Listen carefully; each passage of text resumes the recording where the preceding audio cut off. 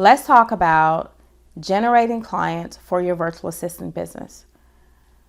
I think it's safe to say we can all agree that attracting clients and making money is one of the most important things in a business.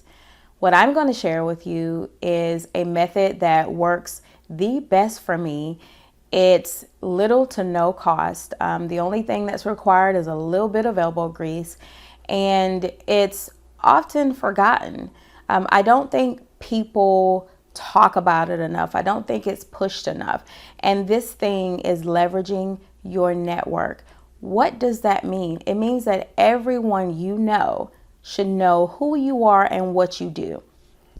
That's your manicurist, your pastor, your kid's teacher, your tire shop, the people who fix your cars, your carpet cleaner. Every person that knows you or has come in contact with you should know what you bring to the table.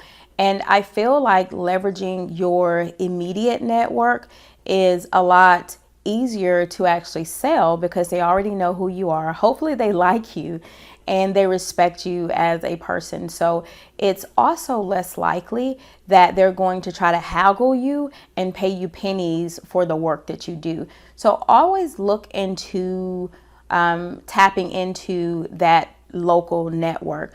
One of the other things that you can do locally is offer your services to host workshops or to speak at events at no cost. This is a great way to educate people on what you do, and they get to get a sneak peek into your day-to-day. So for example, if you are a virtual administrative assistant, you can host a free workshop that talks about email management or delegation or how to make certain changes in an Excel spreadsheet.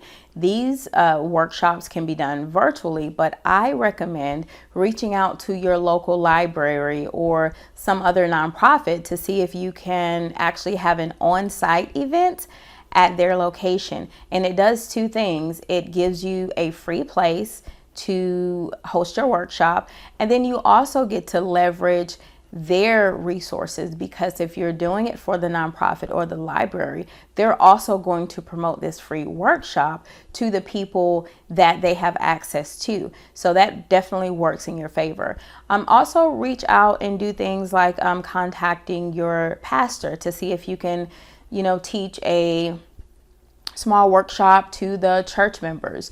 Again, there's so many opportunities that are extremely close to us that we seldom think about. And the only type of investment that it will require is just a little bit of time. So think about that when you are trying to figure out how to get your next client.